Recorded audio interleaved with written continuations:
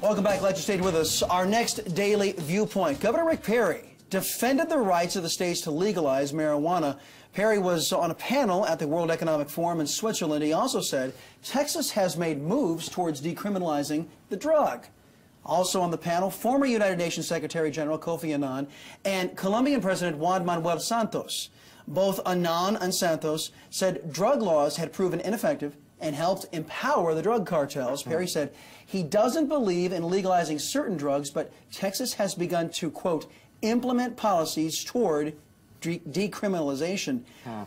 Is this an idea whose time has come? You know, decriminalization is the first step towards legalization. Yeah. Right. And the idea is that we have so many people in the prison system that were convicted of marijuana charges, and now it looks kind of silly to do that. And a lot of them had really long-term, in for quite a while. So I'm actually for that. I think that's an interesting comment from our governor. And expanding. I didn't expect that comment. No, a lot of folks didn't expect that. But John, expanding from just targeted marijuana to the overall broader discussion of this whole war on drugs, can we consider it at this point, with all the money we've been spent and the efficacy, which is debatable at best, can we call it a failure? We lost the war on drugs a long time ago.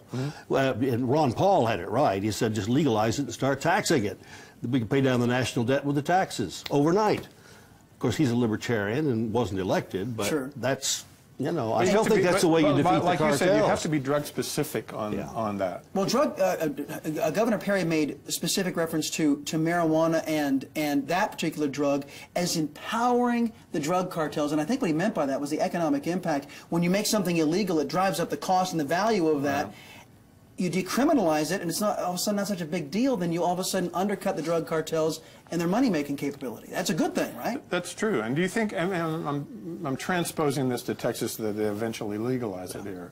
You know, what happens is the lines get really long, and then they start to die down. They start to die down because the glamour of it's over, and it becomes a part of culture, and less horrible, less awful to everyone. I'm assuming here. You know, I think the time has come and passed for Texas to do that, because we're not talking about marijuana now as a problem in Texas or anyplace else. It's legalized in some states.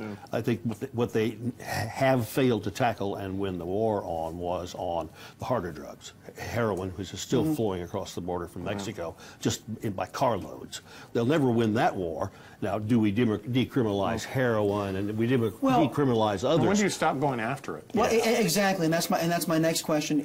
And don't quote me on this stat, folks, because it's somewhere, it's multiple billions of dollars annually the United States spends on fighting drugs, the war on drugs. I think it's 2.3 or 3.2. I might have those numbers mixed up in my head. But I mean, the broader point is this: we're spending multiple billions of dollars. Why not take some of that money and educate everybody on the dangers of these drugs, decriminalize, and then spend the rest of it, I don't know, paying down the deficit or to more worthwhile pursuits? I think there's a business decision and a moral decision, and sometimes they don't go together. The business decision sucked. It didn't work. It doesn't appear to have worked. But the moral decision, to do that with every drug, I'm not sure. I can't even answer that yet. But decriminalizing marijuana, I think, is the right thing to do eventually. John, what do you think? I agree. I think Gary's got it. But I still, I'll repeat what I said. We've lost the war on the fight on drugs across the board, all of them. We lost it, and once we lost it, it's gone. We're not going to get it back. Yeah, I don't think there's a way to recover or some kind of surge against the drugs. There isn't, and if you talk to a lot of people who are in this culture and those who are fighting this thing, and I've spoken to a lot of folks who are fighting the war on drugs, there's an insatiable appetite in this country for even the hard stuff, the hardcore narcotics.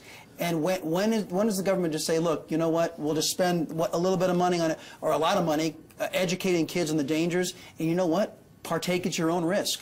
And those that get it, and they don't get hooked on the stuff, and those that don't, sorry, too bad. And I think that's a generation. I think it takes a generation of education, not really a year or two. It's going to be a debate. It's not going away, that's for sure. And you've heard from us. Now we'd love to hear what you have to say on this topic. Join the conversation. Go to the Texas Daily Facebook page, or by tweeting us at the Texas Daily. You can email us as well at ktxdtv.com. Stay with us, everybody. Wrapping things up when we get back. Grab a brownie and email.